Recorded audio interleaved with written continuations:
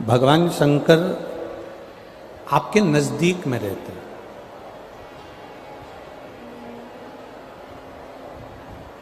एक बहू तुम्हारे साथ में रह रही है और एक बहू दूर रह रही है। एक बहू तुम्हारे पास में है, तुम्हारे साथ में है, और एक बहू तुमसे दूर है। जो बहू तुम्हारे नजदीक में रह रही है, तुम्हारे साथ में रह रही है, तुम्हारे पास में रह रही है, तुम उसको पहचान नहीं सकते।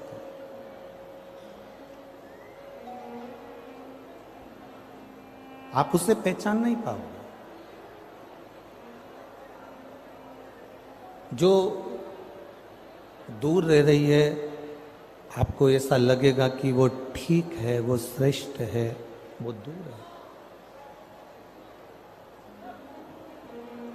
जो नजदीक है, जो हमारे करीब है, जो हमारे पास है, हम उसको पहचान नहीं पाते। ब्रह्मा ब्रह्मलोक में रहते हैं,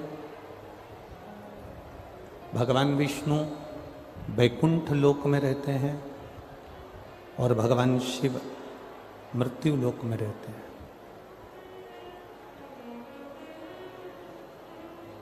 अब मृत्यु लोक में जो देवादिदेव महादेव रह रहे हैं, ये हमारे करीब में, हमारे पास में, हमारे नजदीक में। ब्रह्मा जी ब्रह्मलोक में हैं, भगवान विष्णु वैकुंठ लोक में हैं, और भगवान शिव मृत्यु लोक में। हमें ऐसा लगेगा कि हम ब्रह्मलोक के देवता को श्रेष्ठ मान लें, हमको ऐसा लगेगा कि हम वैकुंठ लोक के देवता को श्रेष्ठ मान लें, हमको ऐसा लगेगा कि हम उनको श्रेष्ठ मान लें, और हमारी बुद्धि से हम देवताओं में भेद करते हैं। हम अपनी बुद्धि से देवताओं में भेद करते हैं। परशु महापुराण की कथा कहती है कि देवताओं में भेद कभी नहीं होना चाहिए। देवताओं में भेद श्रेष्ठता नहीं है। कोई तुमसे कह दे कि ब्रह्मा बड़े हैं, कोई तुमसे कह दे कि विष्णु बड़े हैं, कोई तुमसे कह दे शिव बड़े हैं, इन तीनों के क्रम में अगर हम अंदाजा लगाकर देखें, इन तीनों के क्रम को अगर हम देखें, तो भगवान शिव के ऊपर जो जलाधारी रगाती है, भगवान देवादिदेव महादेव के ऊपर जो जलाधारी रखाती है, वो उसमें 3 टेकियां होती हैं, और 3 टेकी के ऊपर हम जलाधारी को रख देते हैं,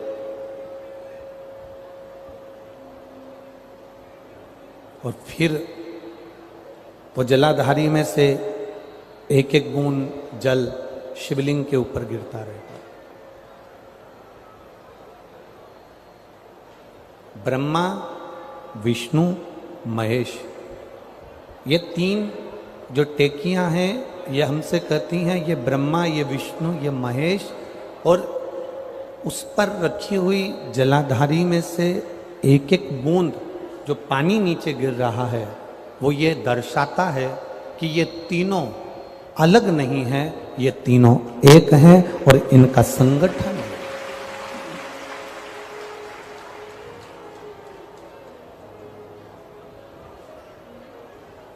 ये दुनिया की दृष्टि में भेद हो सकता है, पर परमात्मा की दृष्टि में कोई भेद नहीं। मेरे शिव बाबा को देखिए, मेरे ओघड़दानी, मेरे भोलेनाथ जी नंदी पर बैठते हैं, गणेश जी चूहे पर बैठते हैं, कार्तिकेय मोर पर बैठते हैं, शिव जी के गले में सर्प है, भवानी मैया शेर पर बैठती है। सब विरोधी हैं, सब विपरीत हैं। शेर नंदी को नहीं छोड़े, मोर सर्प को नहीं छोड़े, सर्प चूहे को नहीं छोड़े, सब विरोधी हैं। पर मेरे देवादिदेव महादेव के नजदीक में रह रहे हैं, मेरे शंकर रूपी विश्वास के पास रह रहे हैं, इसलिए उनमें विरोधाभास नहीं है, उनमें विरोधाभास नहीं। आपका संगठन, आपका एकजुट होकर रहना, ये दुनिया के लोगों की दृष्टि है कि उन्होंने भगवान को बांट लिया।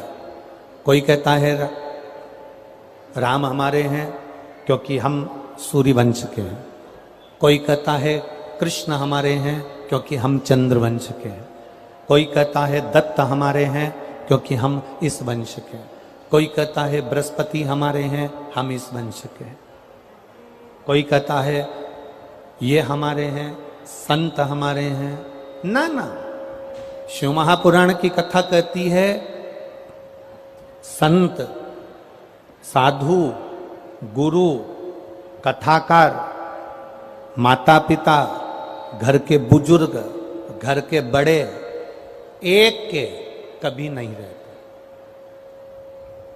वो एक के नहीं रहते। भीष्म पितामह एक के हो गए थे। घर का जो बुजुर्ग होता है वो कभी एक का नहीं होता। घर का बुजुर्ग, अगर घर में बड़ा बेटा को तकलीफ है, छोटे बेटे को तकलीफ है, किसी दूसरे को तकलीफ है, तो घर का बुजुर्ग तुरंत कह देता है जाओ बहू को लेकर जाओ, दिखा कर आओ, जाओ छोटे पोते को लेकर जाओ, दिखा कर आओ, जाओ उसको ये तकलीफ है लेकर। बाहर की आवाज अंदर आ रही पर अंदर की आवाज ना खुल पा रही है।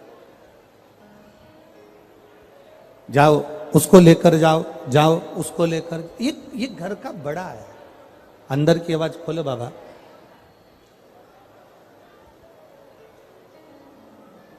ये घर का जो बुजुर्ग है, घर का जो बड़ा है, ये आपको आदेश करेगा जाओ जरा देखो।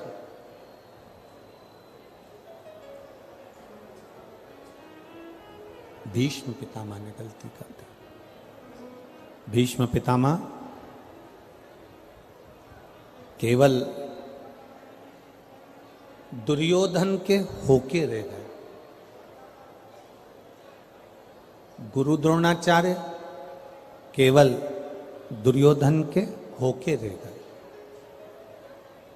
धृतराष्ट्र, गांधारी केवल दुर्योधन के होकर रह गए,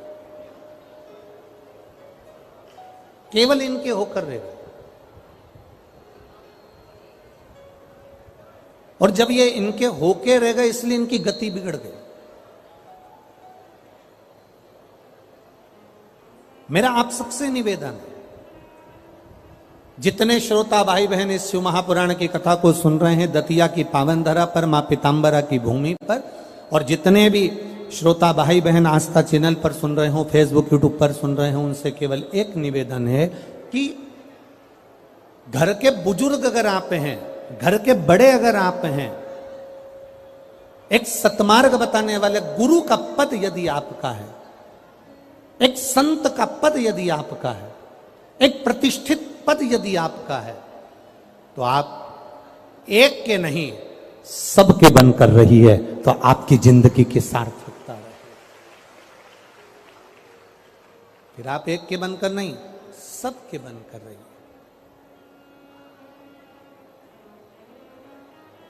बड़े बेटे का भी सुनिए, छोटे बेटे का भी सुनिए, घर के एक एक व्यक्ति का आपको श्रवण करना पड़ेगा। घर के एक एक व्यक्ति का तुम्हें आदर करना पड़ेगा और वो व्यक्ति भी तुम्हारा आदर करेंगे। कितना सुंदर संवाद है शिव महापुराण में। एक एकांबरेश्वर महादेव की कथा आती है। लिंग पुराण के अंतर्गत, स्कंद पुराण के अंतर्गत एकांबरेश्वर महादेव की एक कथा आती है। पूरी दुनिया में भारत की भूमि पर कहीं पर भी आप घूम लें, आपको मंदिर के अंदर पाषाण के शिवलिंग मिलेंगे, मंदिर के अंदर पारद के शिवलिंग मिलेंगे, मंदिर के अंदर स्फटिक के शिवलिंग मिलेंगे, मंदिर के अंदर लकड़ी के शिवलिंग मिलेंगे, मंदिर के अंदर आपको पुखराज के शिवलिंग मिलेंगे, मंदिर के अंदर पीतल का शिवलिंग मिलेगा, मंदिर के अंदर चांदी का शिवलिंग मिलेगा, मंदिर के अंदर सोने का शिवलिंग मिलेगा। पर भारत की भूमि पर एक मंदिर, पूरी भारत की भूमि पर एक मंदिर ऐसा है कांचीपुरम का, तमिलनाडु का, एकांबरेश्वर महादेव का, जहां पर मिट्टी का पार्थिव शिवलिंग मिलता है। पूरी दुनिया में एक मंदिर ऐसा।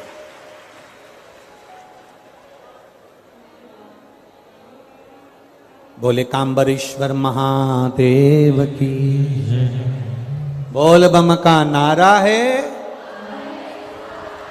एकांबरेश्वर महादेव, मिट्टी का शिवलिंग, वहां पाषाण का या पत्थर का शिवलिंग नहीं है,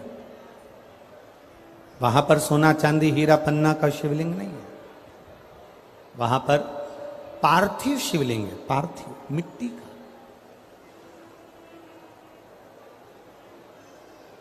और कब का है वो मिट्टी का शिवलिंग? बहुत बहुत ध्यान दीजिएगा, थोड़ा सा स्मरण में रहे आपके। कई माताएं कह देती हैं, गुरुजी जब हम पार्थिव शिवलिंग बनाते हैं तो वो पूजन करने का जब समय आता है तो उसमें दरार पड़ जाती है। बोलो री जी, हाँ सही है कि गलत है? जब हम पूजन करने का समय होता है तो उसमें दरार पड़ जाती है। कारण क्या होता है? किस कारण से उसमें दरार आ जाती है? उसमें आपने 3 चीजें नहीं मिलाई। मिट्टी तो आप लाए हो पर उसमें 3 चीजें नहीं मिला पाए। एक, पहले नंबर पर है माखन या गाय का घी या दूध, इसमें से एक चीज जरूर मिला मिट्टी में। दूसरी, भस्म, थोड़ी सी भस्म यदि आपके पास में है, भस्म से मतलब होता है अलोना गोबर। अलोना गोबर जानना है आपने? यहाँ क्या बोलते हैं उसको? एक होता है गाय का गोबर जिसको हाथ से थापते हैं, थापा कंडा बन गया, वो नहीं। अलोनी गोबरी, गाय ने पौटा करा, वो सूख गया, उसको उठाया, जलाया, उसकी भस्म तैयार करी। वो भस्म शिवजी पे समर्पित होने वाली वो भस्म उस मिट्टी के अंदर डाली जाए। अलोनी गोबरी की जो भस्म होती है, गाय जो पोटा करती है और वो गाय का जो गोबर होता है वो सूख जाता है। सूखने के बाद जो उसकी भस्म होती है वो भस्म बड़ी काम की होती है। उसको जब जलाते हैं और जलाकर उसकी भस्म बनाते हैं तो वो बड़ी काम की रहती है, बहुत काम। हम तो यहां तक कहेंगे, जिस नारी के बच्चादानी के अंदर अगर गर्भ में गांठ हो गई है या बच्चादानी के अंतर्गत कोई भी परेशानी उसके जीवन में आ गई है कि डॉक्टर बोल रहा है कि आपकी ये ऑपरेशन कराना ही पड़ेगा, तो हम इस निवेदन को जरूर करना चाहेंगे कि प्रयास करिएगा। देसी गाय जब गोबर करे, पोटा करे और वो सूख जाए,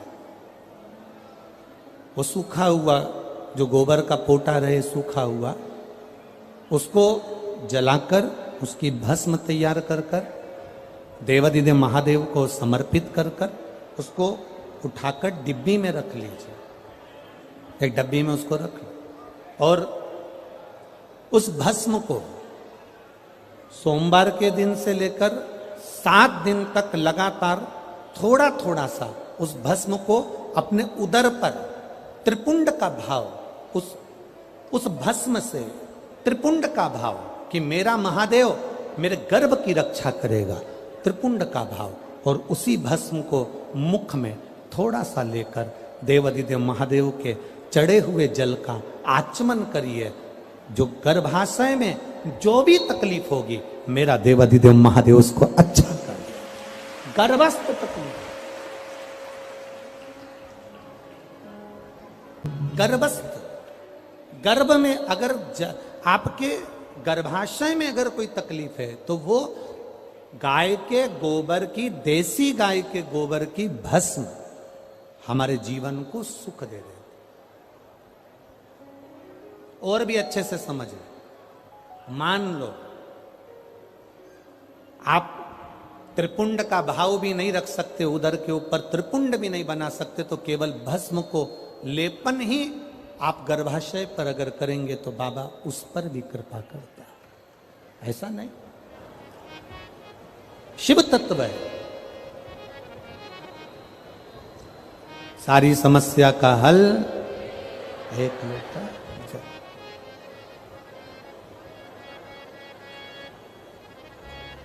ये मानव की जो देह है ना, ये बड़ी विचित्र देह है।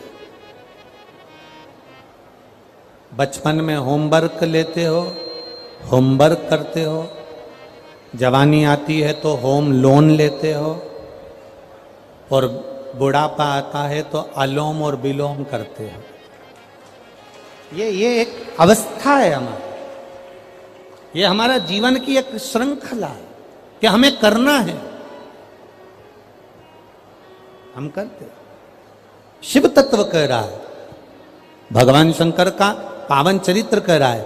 एकांबरेश्वर महादेव कांचीपुरम में, तमिलनाडु में, भारत की भूमि पर दुनिया के सबसे विशाल मंदिरों में, जो विशाल मंदिरों की गणना होती है, उन विशाल मंदिरों में सबसे बड़े मंदिर की गणना में कांचीपुरम का, ये तमिलनाडु का मंदिर एकांबरेश्वर महादेव का आता है। एकांबरेश्वर, जहां पर पाषाण का शिवलिंग नहीं है, जहां पत्थर का शिवलिंग नहीं है, जहां सोना और चांदी का शिवलिंग नहीं है, जहां हीरे पन्ने का शिवलिंग नहीं है, जहां पर मिट्टी का पार्थिव शिवलिंग की पूजन होता। अब जरा विचार करिएगा, गुरुजी क्या बात कर रहे हो, ये पार्थिव शिवलिंग, मिट्टी का शिवलिंग जहां एकांबरेश्वर महादेव के मंदिर में पूजा जाता है, वहां क्या वो शिवलिंग मिट्टी का फटा नहीं होगा? क्या उसमें दरार नहीं पड़ी होगी? क्या वो मिट्टी का शिवलिंग बेकार नहीं हुआ होगा? हम जब पार्थिव शिवलिंग का निर्माण करते हैं तब उस समय उसमें हम बहुत से पदार्थ डाल देते हैं। आप कुछ डालें ना डालें, दो चीजें मिट्टी के अंदर अवश्य डालें, एक मक्खन या दूध या गाय का, जम के बोलो, घी, और दूसरा भस्म। ये दो चीजें क्यों डालना चाहिए? कि शिवलिंग अच्छा बनेगा, शिवलिंग पक्का रहेगा, दरार नहीं पड़ेगी, उसके लिए डालना चाहिए क्या? ना ना ना ना। पार्थिव शिवलिंग का निर्माण करने वाले दो चीजों का स्मरण अवश्य रखें। पहला, मिट्टी के अंदर जब हम मक्खन, दूध या गाय का घी डालकर शिवलिंग का निर्माण करते हैं, जिसके घर में वंश नहीं बढ़ता, 20 साल, 25 साल, 15 साल, 12 साल हो गए हों, और जिसके घर में बच्चा ना हुआ हो, हम उनसे भी निवेदन करेंगे कि प्रत्येक प्रदोष, प्रत्येक शिवरात्रि, हर महीने प्रदोष आती है, हर महीने शिवरात्रि आती है, प्रत्येक शिवरात्रि, प्रत्येक प्रदोष को आप मिट्टी के अंदर मक्खन या गाय का दूध या गाय का घी, देसी गाय का मिलाकर शिवलिंग बनाकर उसकी पूजन करना प्रारंभ करें। 1 साल पूरा नहीं होगा, भले 20 साल हो गए होंगे, पर आपका गर्भ जरूर ठहरेगा, ये निश्चित। भले 20 साल हो गए, 22 साल हो गए, 25 साल हो गए, डॉक्टर ने मना कर दिया नहीं होगा, फिर भी आप बाबा पर भरोसा, बोल बम का नारा है, बाबा है। आप विश्वास के साथ शिव की आराधना करिए। गाय, देसी गौ माता का दूध, मक्खन, घी, ये हमारे मिट्टी के अंदर मिलाकर जब हम शिवलिंग का निर्माण करते हैं तो हमारा वंश बढ़ता। दूसरा, भस्म। दूसरी चीज क्या है? जम के बोलो जरा पीछे वाले भी, और जितने आसपास के जितने 5 पंडालों में जो बैठे हैं, जो अलग से पंडाल लगाए गए हैं, उनमें भी जो भरे बैठे हैं, इधर के पंडालों में पीछे वाले, और जितने लोग रोड पर बैठे हैं, जितनी दुकानों के अंदर बैठे हैं, वो भी जरा सावधानी से सुनना। ये पार्थेश्वर शिवलिंग कथा आपको बाद में नहीं मिल पाएगी, बड़े ध्यान से सुनना। ये अपनी जिंदगी बनाने के लिए मां पीताम्बरा ने अपने धाम में करवाई है, अपने जीवन को कृतार्थ करने। कार्यकर्ता कितनी भी बात करें, पड़ोसी कितना भी बोलता रहे, उसका कोई जवाब मत दो। आप कथा सुनने आए हो, बड़ी मेहनत से धूप में चलकर आए हो, 500 रुपए खर्च कर कर यहां पहुंचे हो, दिल से सुनना तो बाबा दिल से तुम्हारी झोली भर कर भेजेगा। समय बर्बाद मत करना बिल्कुल भी। और जिसको समय बर्बाद करना है वो चुपचाप से उठकर यहां से पंडाल से बाहर जाकर अपनी गाड़ी उठाकर जा सकता है। बड़ी मुश्किल से कथा मिलती है और दतिया वालों के तो भाग्य में आदरणीय गृह मंत्री जी ने करा ली, तो बाबा की कृपा से ये इतना बड़ा कुंभ भरा गया। यही बाबा की कृपा। दिल से सुन लो उसको। पहले नंबर पर है मिट्टी में मिलाया गया मक्खन, घी या दूध। दूसरे नंबर पर है, जम के बोलो जल्दी से, भस्म। ये दूसरे नंबर पर भस्म का प्रयोग। शिवलिंग का जब निर्माण करे, पार्थिव शिवलिंग जब बनाए, मिट्टी में थोड़ी सी भस्म जरूर मिलाए। भस्म किस चीज के लिए होती है? भस्म किसके लिए धारण कराई जाती है? तो महाराज शिव महापुराण की कथा कहती है, जब शरीर में कोई बड़ी बीमारी आने वाली होती है, आप एक साधारण सा प्रयोग कर कर देखिएगा अपने जीवन में। एक साधारण सा प्रयोग, जब आपको लगे कि डॉक्टर ने बोला है कि कोई बड़ी बीमारी का चांस बन रहा है, कोई बड़ी बीमारी होने वाली है, आप थोड़े दिन तक देवाधिदेव महादेव का ये शिवलिंग, ये जलाधारी, ये जहां से जल बहता है, गणेश जी का स्थान, कार्तिकेय जी का स्थान, बीच में एक मोटी सी लाइन अशोक सुंदरी, शिवलिंग जो शिवलिंग रखा है, जो जलाधारी है वो मां पार्वती जी का हस्तकमल, ऊपर से एक एक बूंद जो पानी गिर रहा है,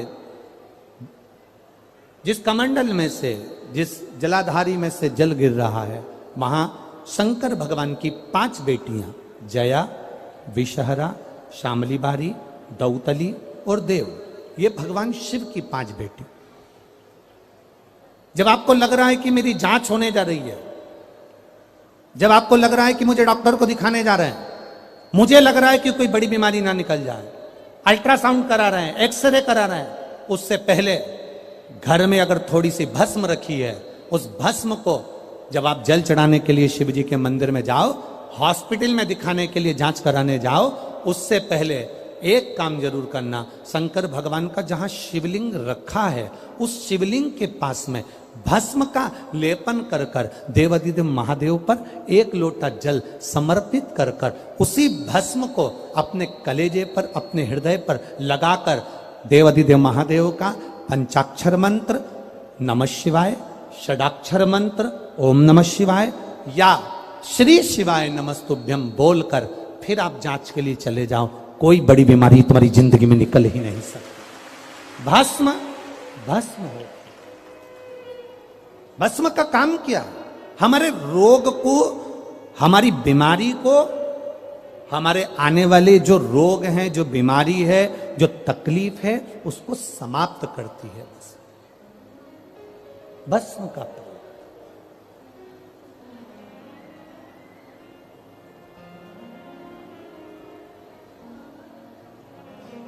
शिवलिंग का निर्माण कर रहे हो, पार्थिव शिवलिंग का, उसमें थोड़ी सी भस्म हमारी बीमारी को हर लेती है, थोड़ी सी भस्म हमारी तकलीफ को हर लेती है।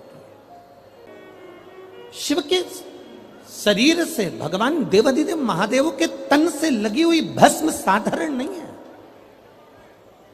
भस्म को चढ़ाने वाला भी साधारण नहीं होता और भस्म को लेने वाला भी साधारण नहीं होता। पार्थिव शिवलिंग का निर्माण करते समय 2 चीजें ध्यान से अवश्य मिलाएं। पहला माखन, घी, दूध, दूसरा भस्म, दूसरा भस्म। भस्म धारण भी करना चाहिए। सोने की माला और रुद्राक्ष की माला में एक ही अंतर है। सोने की माला रात को मरोगे,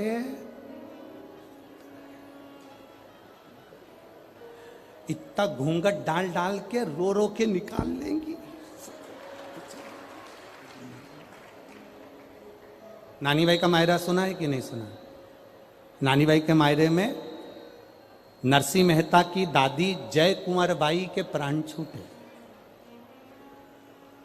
और नरसिंह मेहता की जो बड़ी भाभी थी वो दिन भर दादी को ताने देती थी, डुकरिया बैठी है, बुढ़िया बैठी है, मरती क्यों नहीं है, दिन भर ताने देती थी। नरसिंह मेहता को धक्के मारकर निकाल दिया था जिसने, अपनी देवरानी को धक्के मारकर निकाल दिया था, वो नरसिंह मेहता की भाभी जब सास मरी, दादी सास, तो उनसे गले लग लग के रो रही, इतना इतना घूंघट करके रो रही। जब दादी सास जिंदा थी तो पल्लू को यहां रखती थी, और जैसे डोकरी मरी, बूढ़ी अम्मा मरी, बूढ़ी माँ मरी, दादी मरी, उसने पल्लू को यहां रख लिया और गले लग के रो रही। नरसिंह जी ने अपनी पत्नी से कहा, मेरी भाभी कितनी रो रही है, कितनी रो रही मेरी भाभी। इतने में नरसिंह जी की पत्नी बोली, सही कह रहे हो, दिन भर गाली देती थी पर आज दुख भी सबसे ज्यादा इसी को हो रहा है। थोड़ी देर बाद गले लग लग के रोने के बाद जेठानी ने देवरानी से कहा, मैं पानी पी के आती हूं, तू रो ले, मैं पानी पी के आती हूं, तू रो ले। जो देवरानी रोने के लिए बैठी, उसने देखा जेठानी गले लग लग के इसलिए रो रही थी क्योंकि सास के कान में सोने की मुर्की थी, उसको दांत से कतर रही थी। सोने की जो मुर्की थी कान में, उसको दांत से कतर रही थी और मुंह में धर के और चली गई और पानी के मटके में डाल के आके अब कहने लगी, जल्दी ले जाओ, जल्दी ले जाओ। सोने की चेन गले में होगी तो चोर की नजर होगी, आप बहुत सुंदर होगे तो लुच्चों की नजर होगी, और गले में अगर रुद्राक्ष या तुलसी की माला होगी तो मेरे महादेव की नजर होगी। ये निश्चितता है, निश्चित। बोल बम का नारा है। आपके गले की माला, आपके गले का पड़ा हुआ एक रुद्राक्ष आपको परम धाम तक लेकर जाएगा, शिव तत्व तक लेकर।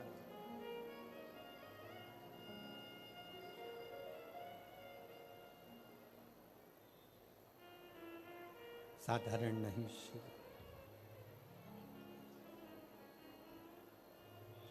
शिव साधारण नहीं।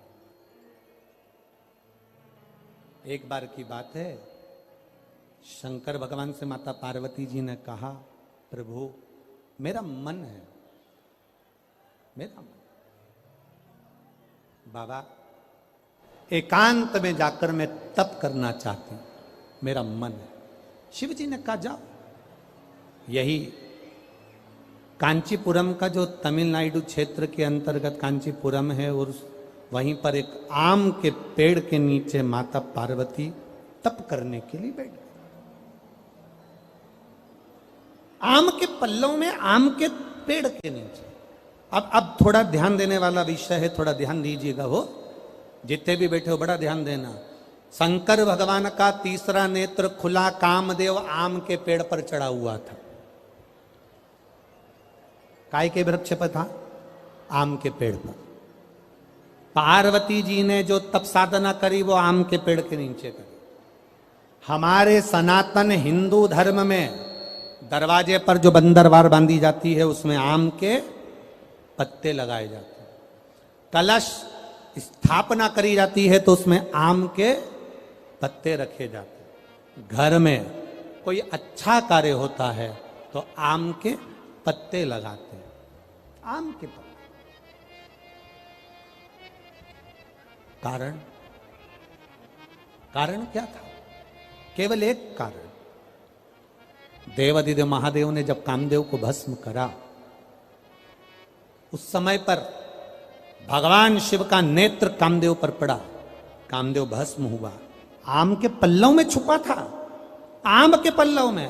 आम का वृक्ष भी उस समय पर कामदेव के भस्म होने पर जलने लगा, तड़पने लगा, चिल्लाने लगा। आम के पल्लव में से आवाज आने लगी, बाबा बाबा बाबा कहकर जब पुकारा, बाबा बाबा कहकर पुकारा, 2 बार आम के पल्लव ने कष्ट होने पर हर हर कह दिया। क्या बोला है? जम के बोलो जरा, हर हर। केवल 2 बार आम के पल्लव ने बोलना चाह रहा था, मैं हरा भरा हूं, हरा हरा हूं और आपने मुझे जला दिया। हर हर बोला, शिव जी की दृष्टि पड़ गई। भोलेनाथ जी ने कामदेव भस्म होकर जमीन पर गिरे और आम के पल्लव को, आम के वृक्ष को शिव जी ने भस्म होने से रोक दिया और कहा, सुन आम के वृक्ष, आम के पल्लव, तूने हर हर कहा है, इसलिए तेरे को मैं भस्म नहीं करूंगा। तेरे ऊपर आने वाली जितनी बाधाएं होंगी वो सब नष्ट कर दूंगा। आम के पल्लव ने कहा, प्रभु मुझ पर आने वाली बाधा अगर आप नष्ट कर रहे हैं तो मुझे वर दे दीजिए नाथ, ऐसा वर दे दो जिसके दरवाजे पर, जिसकी पूजन में, जिसके द्वार पर आम के पल्लव बंधे होंगे उसके घर में कभी दुख प्रवेश ना करे, ये वर दे दिए।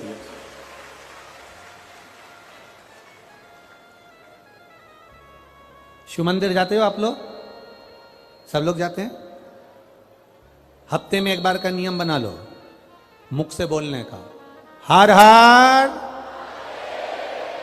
ज्यादा बार नहीं बोलो तो हम तो पहले बोलते थे, ऐसा नहीं कि हम कथा में नहीं बोलते थे, हमारी आदत थी, हम पहले कथा में बोलते थे, दीन बंधु दयालु दया कीजिए, जो दोनों हाथ उठाकर हर हर महादेव नहीं बोले उसको उठा लीजिए।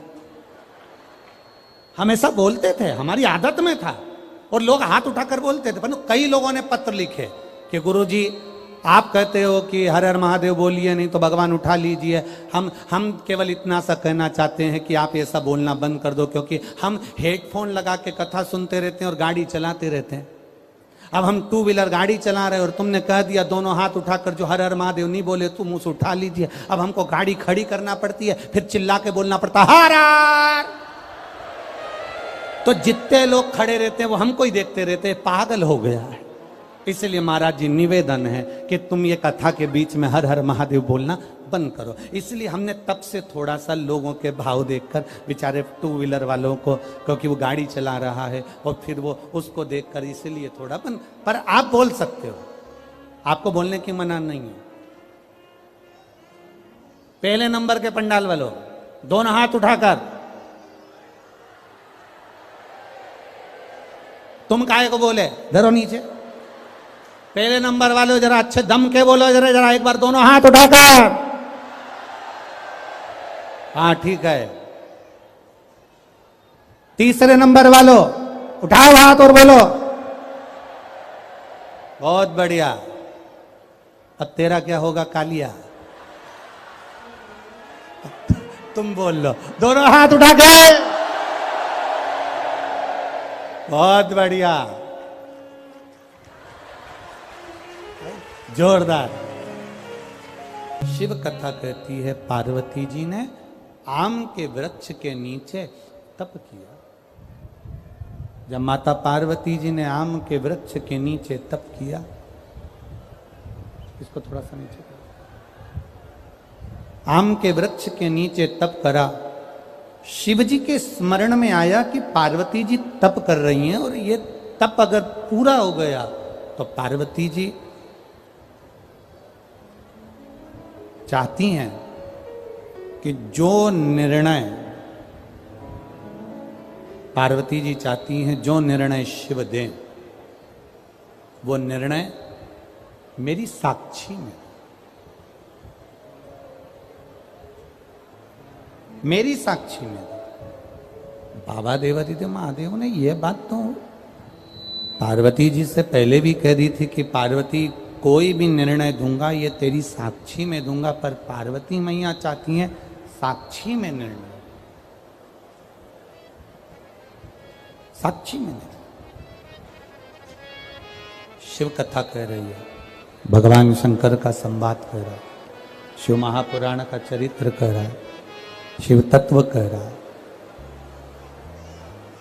भोलेनाथ जी ने गंगा जी को भेज दिया, जाओ गंगा।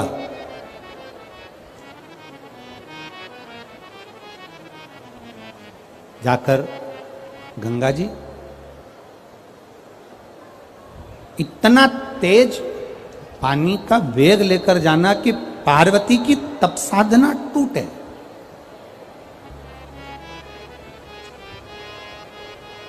जल के वेग को लेकर जाइए, जिससे तप साधना पार्वती जी की टूट गई। शिव जी के मंदिर जाना भी एक तप है, शिवालय में पहुंचकर एक लोटा जल चढ़ाना भी एक तप है। शंकर भगवान के लिए भगवान शिव का श्रृंगार करना भी एक तप है।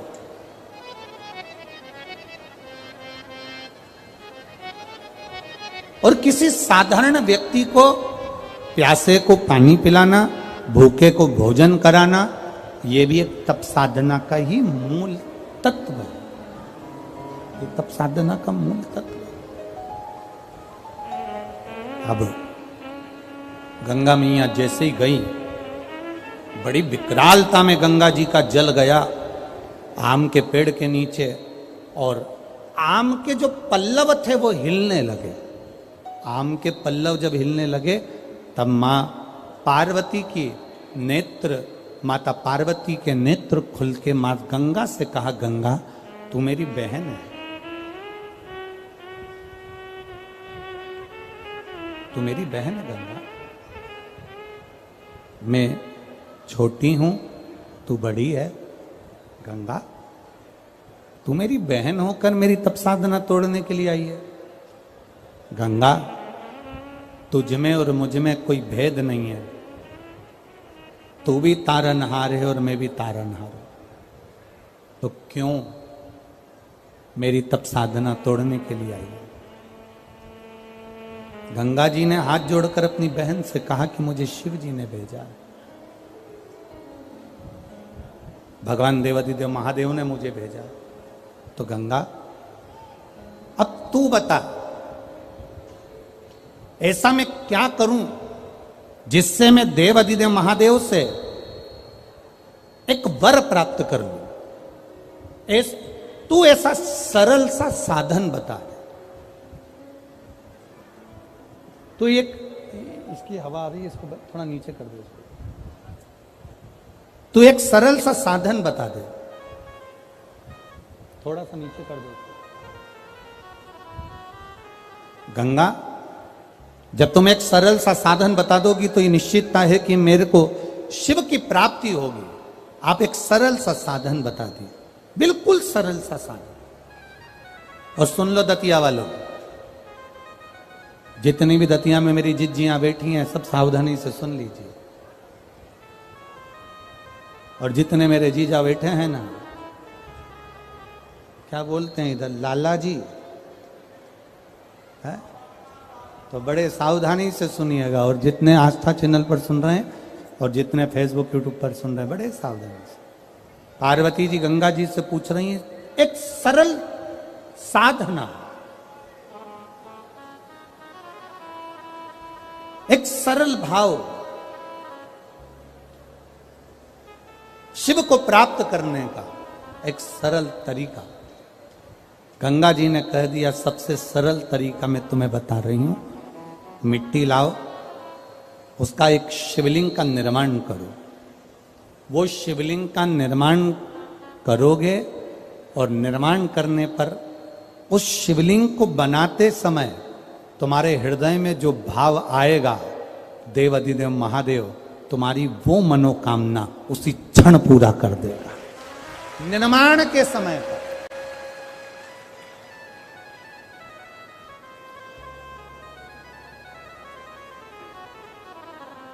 आप जब शिवलिंग का निर्माण करें, यहां करोड़ों शिवलिंग का निर्माण हो रहा है, करोड़ों शिवलिंग का, पार्थिव शिवलिंग का निर्माण करें तो आपके भीतर का भाव शुद्ध होना चाहिए, आपके भीतर का निर्मल स्वभाव होना चाहिए। हम तो कथा सुनने वालों को भी कहते हैं कि कथा सुनते समय आपके हृदय में कपट का भाव मत आन देना, बेर का भाव मत आन देना। सती मैया कथा सुनने के लिए अगस्त ऋषि के यहाँ गई थी, कुंभज ऋषि के यहाँ गई थी, और कथा सुनते सुनते उनके मन में आ गया था मेरे पति मुझे यहाँ कथा सुनाने के लिए लेकर आए हैं, इससे अच्छा कि मैं जलकर भस्म हो जाऊं। तो सती मैया को जलकर भस्म होना पड़ा। शिवजी के मन में कथा सुनते सुनते आ गया था कि मेरा मन करता है कि मैं राम का दर्शन करूं, तो शिवजी को राम का दर्शन हो गया। जो शिव महापुराण की कथा के पंडाल में बैठकर, पंडाल के क्षेत्र में कहीं पर भी बैठकर जो कामना करता है देवादिदेव महादेव उसको 3 महीने के अंदर पूरा कर देता है। यह शिव तत्व। एक पत्र आए हैं, देखिए। पत्र तो आज बहुत सारे आ गए, पढ़े कौन इतना महाराज।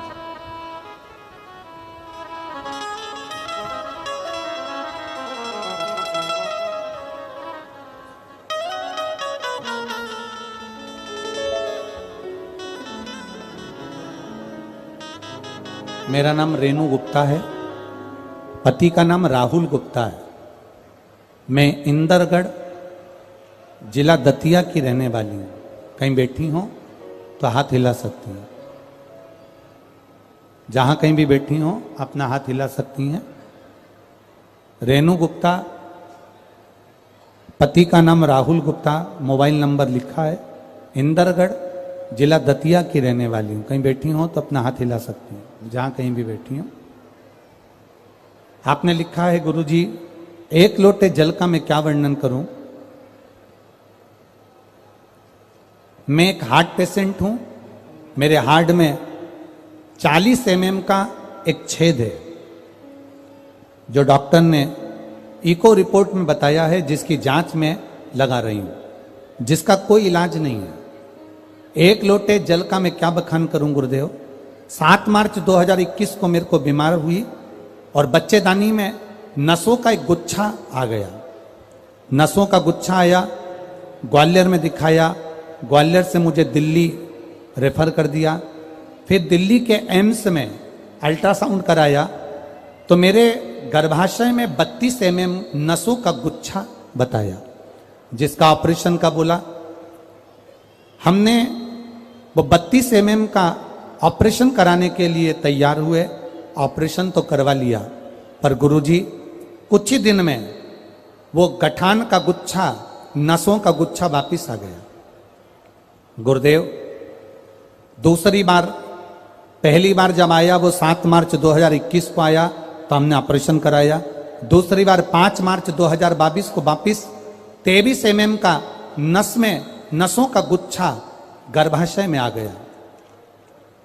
गुरुजी, मेरी बहन ने बताया कि टीवी पर कथा सुनो और डॉक्टर को दिखाकर आ जाओ और बाबा पर भरोसा करो, क्योंकि 2 बार ऑपरेशन डॉक्टर ने भी मना कर दिया कि शायद बड़ी बीमारी हो सकती है।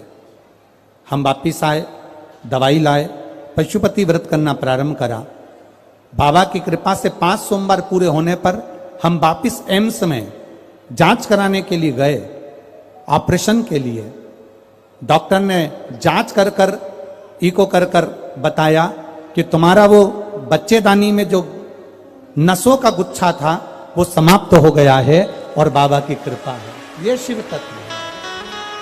पार्वती जी ने पार्थिव शिवलिंग का पूजन किया, आराधना की, श्रृंगार किया, कृपा हुई, भोलेनाथ जी प्रकट हो गए। शिव जी ने प्रकट होकर पार्वती जी से कहा, पार्वती मांगो तुम्हें क्या चाहिए। पार्वती जी जो मांगने के लिए बैठी थी वो तो पार्वती जी ने मांगा ही नहीं। पार्वती मैया जो मांगने बैठी थी वो तो मां जगत जननी पार्वती ने मांगा ही। पार्वती जी ने नहीं मांगा। शिव जी कह रहे हैं पार्वती मांग लो तुम्हें क्या चाहिए। पार्वती जी कह रही हैं प्रभु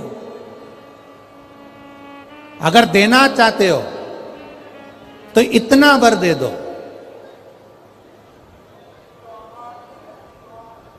कि जिस पार्थिव शिवलिंग को मैंने बनाया है, ये जो मिट्टी का शिवलिंग मैंने निर्माण किया है, पार्थिव शिवलिंग जो मैंने बनाया है, ये संसार सागर में कभी भी नष्ट ना हो और पार्थिव शिवलिंग का निर्माण करने वाला कभी बर्बाद ना हो, वो उन्नति पर चढ़ता चले।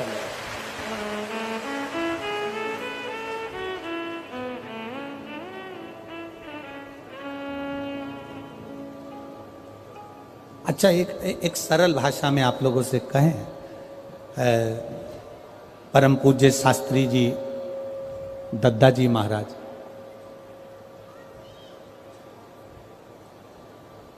परम पूज्य शास्त्री जी दद्दा जी महाराज, जिन्होंने एक अलग अलख जगाई थी शिवलिंग, पार्थिव शिवलिंग निर्माण।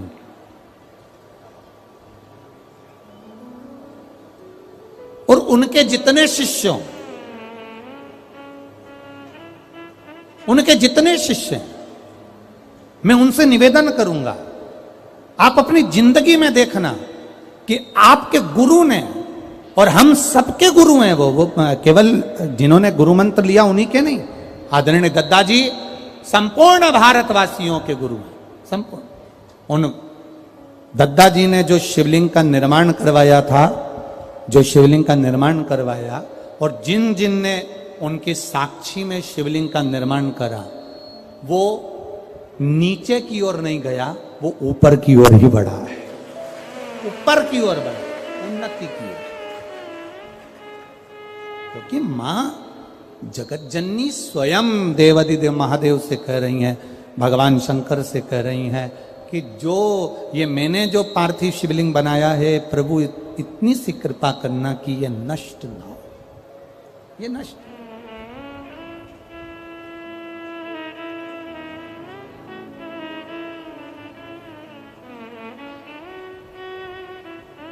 जो हमने पार्थिव शिवलिंग बनाया है ये कभी नष्ट ना हो। शिव जी ने कह दिया, बाबा भोलेनाथ जी ने कहा, सुनो पार्वती, तुम्हारे द्वारा बनाया हुआ ये शिवलिंग मेरी साक्षी का प्रतीक रहेगा, और इस तमिलनाडु की पावन धरा पर कांचीपुरम में एकाम्बेश्वर महादेव के रूप में ये विराजमान रहेगा। पार्वती जी बोली, ये तो मिट्टी का है, टूट जाएगा। शिव जी कहते हैं, इस ब्रह्मांड में जब तक इस पृथ्वी पर कहीं पर भी पार्थिव शिवलिंग का निर्माण इस भूमंडल पर देव, असुर, मनुष्य जो करेगा, पूरे ब्रह्मांड में, पूरे पृथ्वी पर कहीं पर भी अगर पार्थिव शिवलिंग का निर्माण प्रतिदिन कहीं ना कहीं हो रहा होगा, जब तक मृत्यु लोक पर पार्थिव शिवलिंग बनता रहेगा, तब तक ये शिवलिंग कभी नष्ट नहीं होगा, और ये सदा बना है, सदा बना।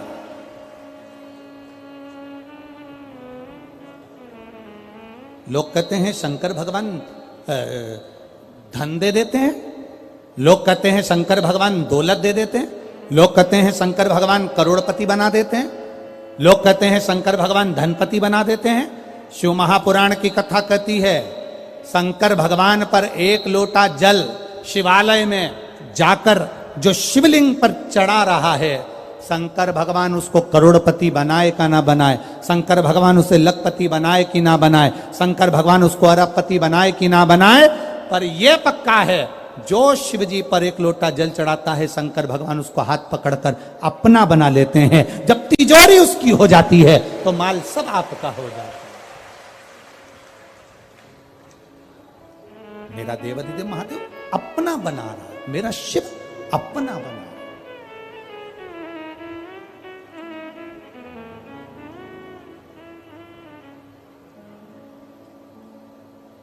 और जब देखो, ये बहुत विचित्र बात है, अपना बनाना बड़ा कठिन है।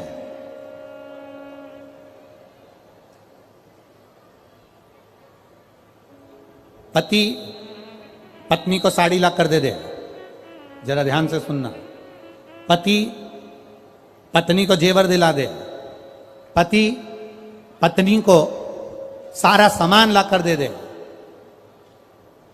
पत्नी पति के लिए भोजन बना दे, पत्नी पति के कपड़े धो दे, पत्नी पति के लिए आगे बढ़ बढ़ कर काम कर दे, पति पत्नी को सामान ला कर दे रहा है, वस्तु ला कर दे रहा है, उसको जो चाहिए सब ला कर दिया, पर पति का स्वभाव सबसे अच्छा हो और पत्नी से अच्छा ना हो, या पत्नी का स्वभाव सबसे अच्छा हो और अपने पति से अच्छा ना हो, तो फिर समान की कोई मूलता है क्या? समान की कोई मूलता? समान की क्या मूलता? वाणी ऐसी बोलिए जो मन का आपा होए। पर आज के जमाने में वाणी ऐसी बोलिए जो जम के झगड़ा, और उससे मत बोलिए जो तुमसे तगड़ा। आजकल का जमाना थोड़ा उल्टा है। बोलो प्रेम की वाणी। आप सामान ला दिए, वस्तु ला दिए, दौलत ला दिए, धन ला दिया, मकान बना दिया, जायदाद बना दी, संपदा बना दी, कपड़े ला दिए, जेवर ला दिया, पर आपका स्वभाव भी तो ठीक होना चाहिए। आपका स्वभाव अच्छा हो।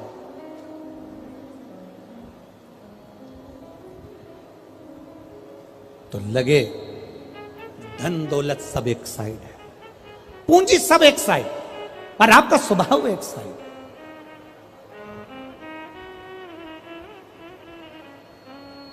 भाई बहुत बहुत अंतर आता है चीजों में। एक अनुभव आपकी जिंदगी में लगा कर रखिएगा।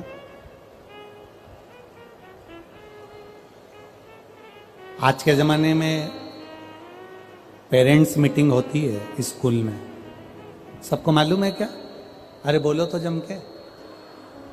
पेरेंट्स मीटिंग होती है, टीचर, मार साहब बच्चों की गलती बताते हैं और बच्चों की पढ़ाई बताते हैं। पहले के समय में पेरेंट्स मीटिंग होती थी क्या? जम के तो बोलो। नहीं होती। पहले के समय में पेरेंट्स मीटिंग नहीं होती थी। पहले के समय में तो टीचर घर आ जाते थे, अपनी गलती माँ बाप को बता देते थे और वहीं पे जूता पड़वा देते थे और बाद में चाय पी के चले जाते थे। अपन को दुचबा भी देते थे और चाय भी पीते थे, चले जाते। आज के जमाने में पेरेंट्स मीटिंग होती है, बच्चे का बताया जाता है, तुम्हारा बच्चा ऐसा कर रहा है, तुम्हारा बच्चा वैसा कर रहा है, तुम्हारा बच्चा ने ऐसा करा, उसने पढ़ाई ठीक नहीं करी, उसने मैथ ठीक नहीं करी, उसने हिंदी ठीक नहीं करी, उसने अंग्रेजी ठीक नहीं करी। पर पहले के समय में टीचर स्वयं आता था और बता कर जाता था कि इसने ये गलती करी।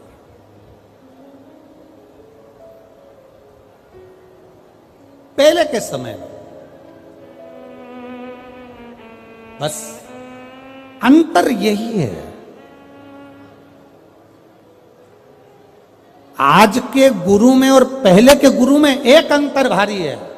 पहले का गुरु तुम्हारे दरवाजे पर आता था और सत्य बोलकर तुम्हें जगाकर,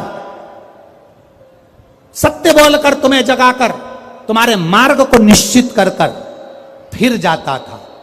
आज का गुरु अपनी जगह पर बैठा रहता है, तुम पार लगो तो ठीक, ना लगो तो ठीक, उसको कोई मतलब नहीं है। तुम्हारे पास में जितना मोटा माल होगा, गुरु उतनी जल्दी तुमसे मिलेगा। ये आज का गुरु है। तुम्हारे पास में जितना धन ज्यादा होगा, गुरु उतना तुमसे मिलेगा। ये आज का समय है। पर असली जो गुरु होता है, उसे तुम्हारे वैभव से, तुम्हारी सत्ता से, तुम्हारे धन से कोई मतलब नहीं होता। वो तो एक जैसा होता है, जो आया उसका है, भजन करेगा, कीर्तन करेगा, मार्ग प्रशस्त करेगा और चला जाएगा। उसका काम कितना है? बस तुम्हें जगाना, तुम्हें जागृत करना।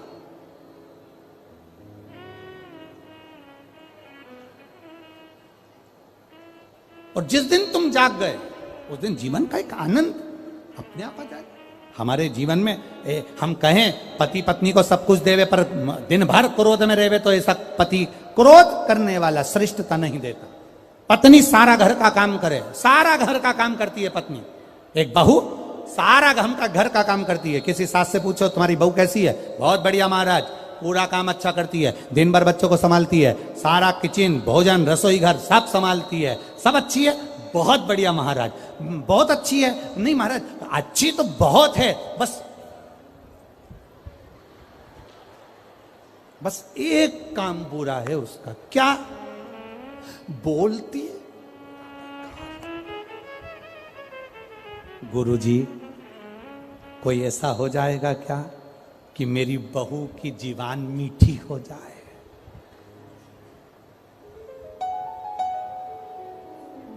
अब गुरुजी से पूछो, उनकी लुगाई की जीवान तो वैसे ही ठीक नहीं, कहा दूसरे की जीवान ठीक करने चले?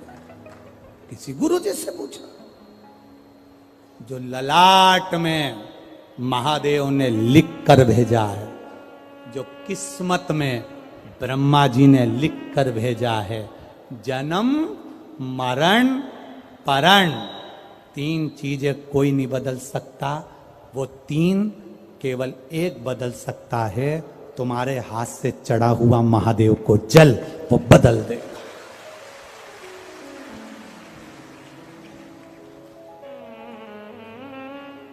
वो बदल देगा।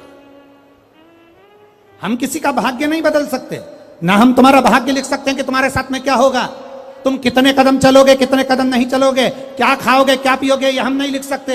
हमारे पास में वो विद्या नहीं, पर इतना जरूर जानते हैं कि जो महादेव की शरणागति में गया, मेरे महादेव ने भाग्य बताया था कौशल्या जी को, मेरे महादेव ने भाग्य बताया था यशोदा जी को। मेरा महादेव तुम्हारा भी भाग्य बदलने की सामर्थ्यता रखता है। वो शिव है, औघड़दानी, अकाल मृत्यु वो मरे, जो काम करे चंडाल का, काल उसका क्या बिगाड़े, जो भक्त हो महाकाल का। वो बदलने वाला, वो बदल दे।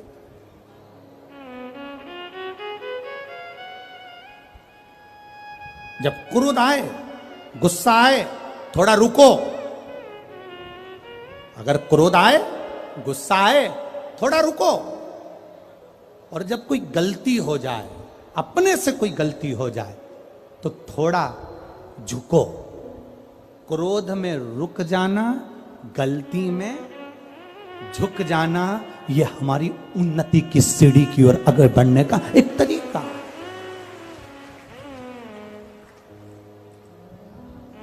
हमें उन्नति की ओर बढ़ने का एक तरीका है।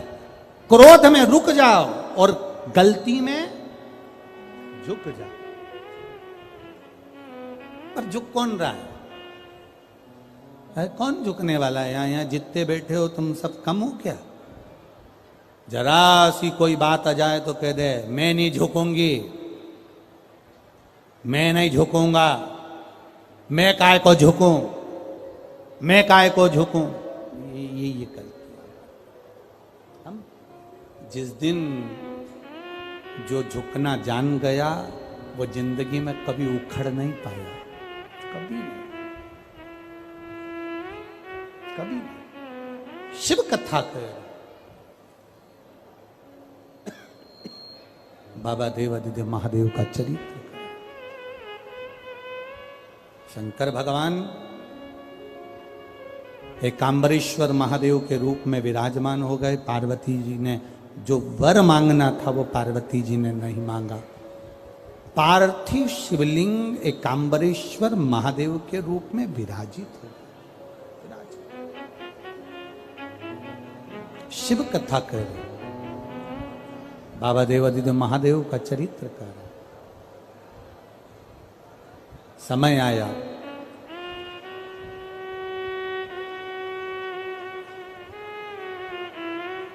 पार्वती मैया ने तप साधना कर कर शिव जी को प्राप्त कर लिया। बाबा औघड़दानी मिल गए। अब पार्वती जी को शिव मिल गए, समय निकल गया। एक बार की बात है, मरुतों की कन्या सुयशा,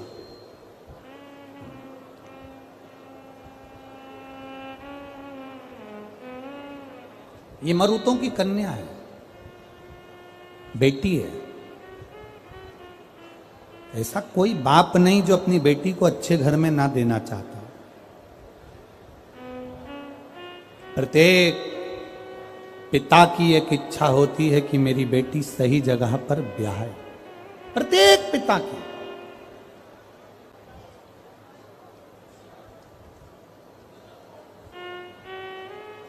और हमें तो ये गौरव होता है, बड़ा आदरणीय गृह मंत्री जी नरोत्तम मिश्रा जी को देखकर ये गौरवान्वितता होती है कि इन्होंने जब भी पहल करी है तो सनातन धर्म और हमारे सनातन धर्म को बचाने के लिए अपनी वाणी से पहल करी।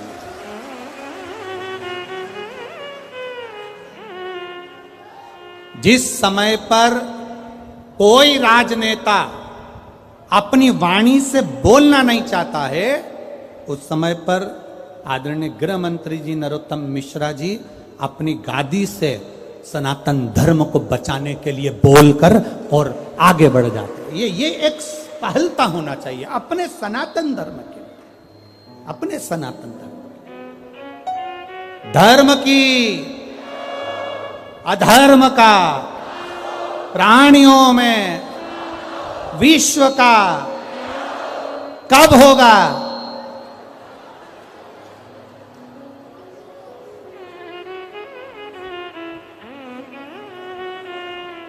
काल करे सो, आज करे सो, फिर क्या विचार है दतिया वालों तुम्हारा? विश्व का कल्याण हो, ये हम रोज चिल्लाते हैं, रोज कहते हैं, मंदिर में, आरती में, देवालय में, शिवालय में, हर जगह कहते हैं विश्व का कल्याण हो। कल्याण कब होगा?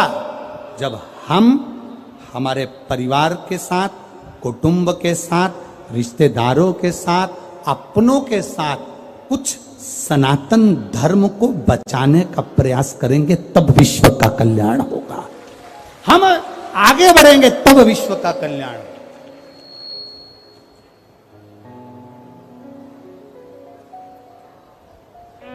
अपने जीवन को एक अग्रण्यता, सुयशा, मरुतों की कन्या है सुयशा। एक बार देवादिदेव महादेव को इस सुयशा ने देख लिया और देखकर सुयशा ने बस मन में सोच लिया कि मैं भगवान शंकर को अपना बनाऊंगी। और सुयशा ने तप साधना करना प्रारंभ करा।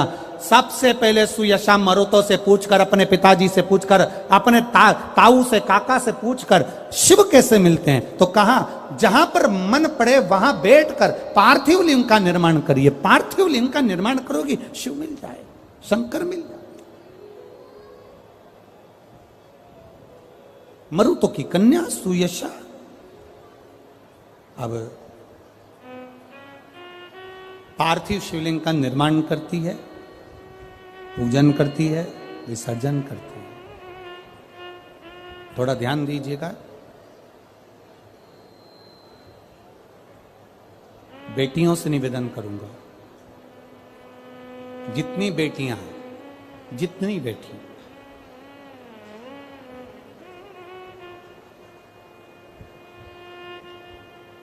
आप में बहुत अच्छी विद्वत्ता है, आप बहुत अच्छा पढ़ सकती हो, आप बहुत आगे बढ़कर डॉक्टर, कलेक्टर, इंस्पेक्टर, आप आगे चलकर एसपी, डीएसपी, कलेक्टर, मंत्री, संतरी सब बन सकती हो।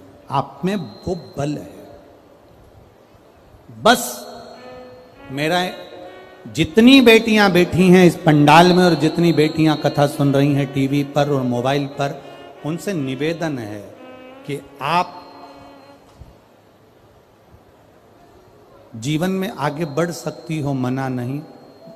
एक बात अपनी बुद्धि में उतार कर रखना कि अपने सनातन धर्म को छोड़कर किसी दूसरे धर्म के व्यक्ति की ओर अग्रसर मत होना, तो तुम आगे बढ़ोगे। अपने सनातन धर्म के अग्रण्यता रखिए, अपने सनातन धर्म के एक आनंदता रखिए। बेटियां पढ़ें, विद्वान बने, उन्नति करें। एक पत्र आया है, एक बेटी ने लिखा है कि मेरी जॉब लग गई रेलवे में। हम उसको बधाई देते हैं, बहुत बहुत बधाई आपको। पर आपकी एक आनंदता होना चाहिए, एक एकाग्रता होना चाहिए।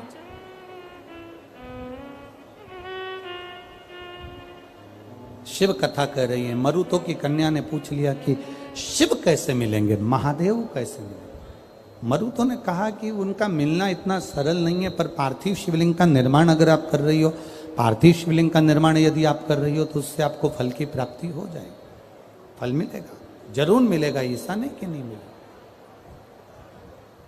जिस लड़का लड़की का विवाह 30 साल का हो गया, 35 साल की हो गए, लड़का लड़की 40 साल के हो गए, 35 साल के हो गए, उनका अगर विवाह नहीं हुआ है, बहुत रिश्ते आए चले गए, संबंध आए चले गए, या जो बेटा बेटी चाहते हैं कि हम अच्छा पढ़कर एक नौकरी सरकारी प्राप्त कर लें, कोई ऐसा अच्छा जॉब हमारी किस्मत में मिल जाए, उन बेटा बेटियों से निवेदन करूंगा, यदि आप चाहते हो तो एक प्रयास जरूर करो, एक प्रयास अपनी जिंदगी में जरूर करो।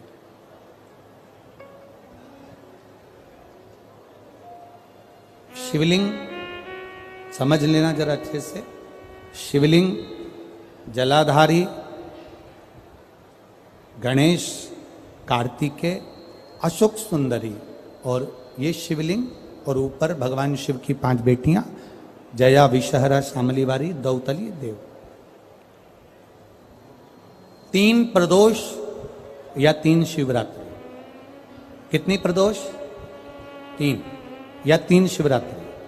मेरा बेटा बेटियों से निवेदन है, जो अच्छी पढ़ाई कर रहे हैं, मेहनत करो, अच्छा पढ़ो, और मेहनत के साथ में जब कंपटीशन एग्जाम में बैठने का समय आए, 3 स्थान जहां पर आपको, प्रथम अशोक सुंदरी, अशोक सुंदरी की जगह पर जब आप बेलपत्र समर्पित करेंगे तो डंडी का मुख जहां से पानी बहता है उस स्थान पर रखेंगे। दूसरा, शमी का पत्ता, शमी का पत्ता। दूसरा, शमी के पत्र को देवाधिदेव महादेव पर जब आप समर्पित करेंगे तो उसका डंडी का मुख भी जहां से जल बहता है उस ओर रखेंगे। और तीसरे नंबर पर है आंख का पुष्प। एक पुष्प होता है आंख का सफेद, और एक पुष्प होता है हल्का सा नीला। करें दर्शन आप लोगों ने, जम के तो बोलो जरा, करें ना। एक सफेद होता है, एक हल्का सा नीला होता है। सफेद आंख का जो पुष्प होता है वो केवल देवाधिदेव महादेव का एक स्वरूप होता है, और हल्का सा जिसमें गुलाबीपन, नीलापन होता है वो शिव, पार्वती, गणेश, कार्तिकेय, अशोक सुंदरी, जया, विषहरा, सामरीवारी, दौतली, देव और शिव जी के जितने गण हैं उन सबका प्रतीक होता है। तो तीसरे नंबर का जो आंख का गुलाबी कलर या हल्का नीला सा जो पुष्प होता है, उस 5 पुष्प का गुच्छ मां जगत जननी का जो स्थान है जलाधारी, जहां अगर आप इधर बैठे हो तो उसकी विपरीत दिशा, इधर बैठे हो तो उसकी विपरीत दिशा, इधर बैठे हो तो उसकी विपरीत दिशा, विपरीत दिशा में उस पुष्प को समर्पित करना है। अच्छी पढ़ाई करो, अच्छी मेहनत करो, और मेहनत के साथ में जब कंपटीशन एग्जाम के लिए जा रहे हो, उस जगह पर सीए की पढ़ाई भी कर रहे हो, चाहे किसी भी पढ़ाई में लगे हो, मेहनत के साथ में बाबा देवाधिदेव महादेव को 3 प्रदोष या 3 शिवरात्रि आप दिल से बाबा को समर्पित कर कर, बाबा से प्रार्थना कर कर, अशोक सुंदरी पर चढ़ाई हुई बेलपत्र को वापिस लेकर आइए। जिस विद्या स्थल पर आप पढ़ाई करते हो, जिस कमरे में आप रहते हो, वहां उस बेलपत्र को 3 प्रदोष की या 3 शिवरात्रि की बेलपत्र रखिए। जिस समय बाबा आपकी नौकरी लगा दे, ये 3 बेलपत्र एक साथ किसी भी प्रदोष पर शिव जी को समर्पित करिए। ये शिव तत्व है। आप मेहनत करें, खूब मेहनत करें, कंपटीशन एग्जाम के लिए जितनी कोचिंग कर सकते करो, मेहनत करना उतना करो, जितना करते हो उससे 4 गुना ज्यादा करो, और उसके साथ में देवाधिदेव महादेव से प्रार्थना। अब जिनका मंगल विवाह नहीं हो रहा, 30 साल हो गए, 35 साल हो गए, 40 साल हो गए, उनके लिए भी वर्णन आता है। एक बेलपत्र, एक शमी पत्र, और महाराज वही आंकड़े का पुष्प 5 अपने हाथ में लेकर, बेलपत्री का वृक्ष जो होता है उस वृक्ष के नीचे उसको रखकर शंकर भगवान के मूल मंत्र का स्मरण करते हुए, चाहे तो आप पंचाक्षर करें, चाहे आप षडाक्षर करें, चाहे आप श्री शिवाय नमस्तुभ्यम करें, केवल जो जल का पात्र है वो जल के पात्र से 5 बार जल समर्पित कर कर बेलपत्री के वृक्ष की 7 परिक्रमा कर कर बाबा से प्रार्थना कर कर उस पत्ती पुष्प को लेकर वापिस सजाएं, पूजन वाली जगह पर उसको रख दीजिए और बाबा कृपा करेगा, जितना जल्दी होगा उतना मंगल विवाह आपका पक्का कराएगा, ये निश्चित। बेलपत्र का पूजन, कहीं दूर जाने की जरूरत नहीं है हमको भगवान को पाने के लिए। तुम्हारे घर के पास में जो शिवालय हो, तुम्हारे घर के पास में जो देवालय हो, हम वहां भगवान की आराधना करें, हम वहां आराधना। अब मन तो तुम्हारा करता है मैं केदारनाथ चले जाऊं, मन तुम्हारा करता है मैं अमरनाथ चले जाऊं, और मालूम पड़े घर के पास में शंकर जी का मंदिर कभी दर्शन करने नहीं गया और क्या क्या केदारनाथ चले जाऊं। शंकर भगवान मन में सोचे हाँ मत जाना।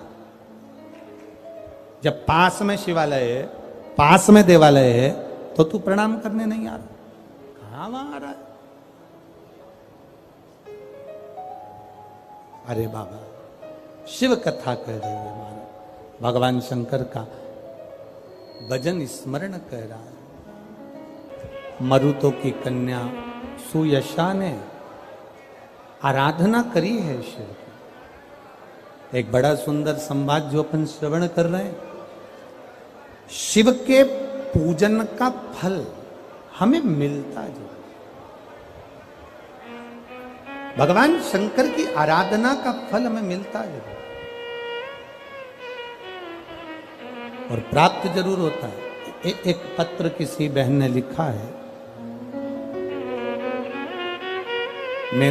मेरे पिताजी का नाम महेश चौरसिया है, मेरा नाम दीपा चौरसिया है, मैं कालपी जिला जालौन उत्तर प्रदेश की रहने वाली हूँ। कहीं बैठी हैं हाथ हिला सकती हैं, अगर कहीं बैठी हो तो हाथ हिला सकती हैं। मेरा मोबाइल नंबर ये है, मैं आंखों से अंधी हूँ, मेरा फोटो लगा रही हूँ, मैं आई नहीं हूँ, मेरी माँ ही है कथा में फोटो लगाया है, मेरी दोनों आंखें नहीं है, मैं अंधी हूँ आंखों से। मेरी माँ मुझसे कहती है, मैंने अंधशाला में पढ़ाई करी, एमए करा, पर मेरी नौकरी नहीं लगी। मेरी माँ से मैंने कहा, माँ आंख से अंधे हैं, कोई नौकरी लगती है क्या? माँ कहती है, शिव की आराधना करने वाले के लिए सब सरल है। मेरी माँ ने मुझे पशुपतिनाथ का व्रत करवाया, हाथ पकड़कर मंदिर ले जाती, पूजन कराती। जब एग्जाम का टाइम आया, कंपटीशन एग्जाम का टाइम आया, तब मेरी माँ ने बेलपत्री पर शहद लगाकर शिव जी को चढ़वाया। फिर भी मैं कंपटीशन एग्जाम में पास नहीं हुई। गुरुजी, बेलपत्र पर शहद लगाने के बाद भी जब मैं पास नहीं हुई तो मैं हताश हो गई। माँ तूने पूजन कराई तो भी मेरा कुछ नहीं हुआ। मेरी माँ ने कहा कोई बात नहीं, अगला एग्जाम देंगे ना फिर करेंगे। वापिस पशुपति व्रत करा, अगला एग्जाम फिर आया, फिर बेलपत्री पर शहद लगाकर शिव जी को चढ़ाया और बाबा की कृपा का मैं क्या वर्णन करूं गुरुदेव।